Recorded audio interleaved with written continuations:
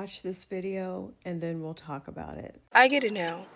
Why would a nigga ever settle for me and this bitch is out here getting loans in their names for these niggas? I'm talking about $40,000, $30,000. I wouldn't even put a shark's order in my name for a nigga. Is you cool?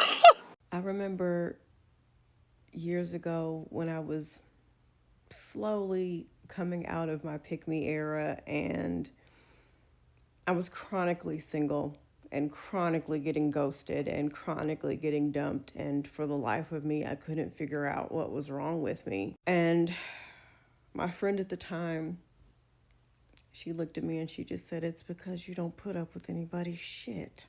And at the time, that was very frustrating for me to hear, and I hated it. It was one of those things where I was just like, I hate when people say that to single people.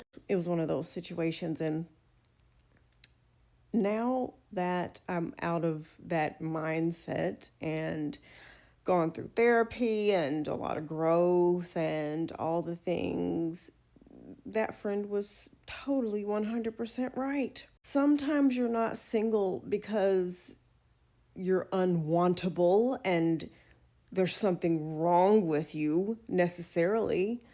Sometimes you're single because, let's just be honest, these men ain't shit. Sometimes you're single because men can look at you and they can tell she's not the one to play with. Maybe you're always getting ghosted because men get to know you and they realize, wow, I can't run game on her. Let me get out of here. And one of my mutuals on here told me a while back, she said, women with the highest boundaries tend to be single longer.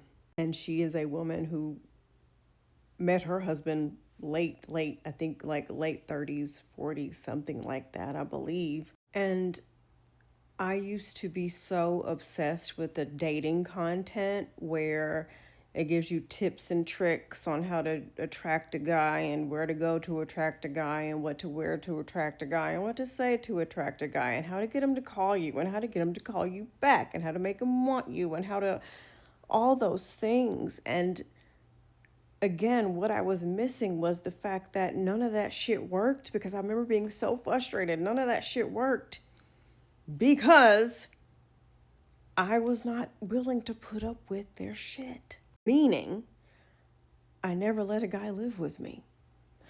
I never gave a guy money. I never let a guy drive my car. I was still making stupid ass decisions. I was still very much male-centered. But I didn't allow men to do dumb shit like I never put any bills in a guy's name. I never co-signed for anything, giving them money, buying them shit, letting them drive my car. I never did any of that shit. I would never watch their kids for them. That was their responsibility. I was simply too lazy for that in the first place. It was hard enough with my own 2 children. I never got involved in the baby mama drama bullshit, And because of that, I was single, chronically single. And I didn't realize it at the time, but that rejection was protection, because I looked at so many other women around me who, could get men like they changed their underwear, always in a relationship. And I used to be so jealous. Oh my gosh. But when I would hear the things that they would go through in those relationships with those men and the stuff that they were putting up with, I can't believe I was ever envious of these people. And I used to think, well, maybe I'm not pretty enough and these women are prettier than me. Maybe I need to dress better. No, it was none of that. It was I wasn't willing to put up with the men's bullshit. So for some women, maybe it is some type of character flaw that you need to work out with therapy, self-help, some honest friends who will hold you accountable. It could be. Maybe you got some stuff you need to work on. But I want to believe most of the time, just from my personal experience, it's because you're not willing. You're not willing to put up with bullshit. You're just not. You're not going to let him drive your car. You're not going to put a loan in your name. You're not going to co-sign for anything.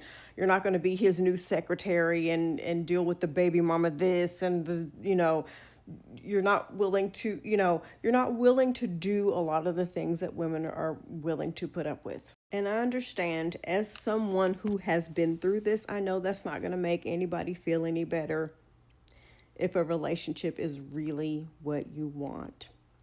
Totally understand that. And one day I hope you get what I'm saying. Nothing's going to replace the fact that you want to be in a relationship. But what I need you to hear is, if you have respect for yourself, if you have expectations and boundaries, it might take you a little bit longer. Because trust me, if you're willing to settle and bend over backwards and do anything and everything, you can have a man. You can have a man yesterday. You can have your pick of men. It is not hard to get a man, but that's all you'll have. A man, not a quality man, not one who will love you and respect you and treat you the way you deserve to be treated.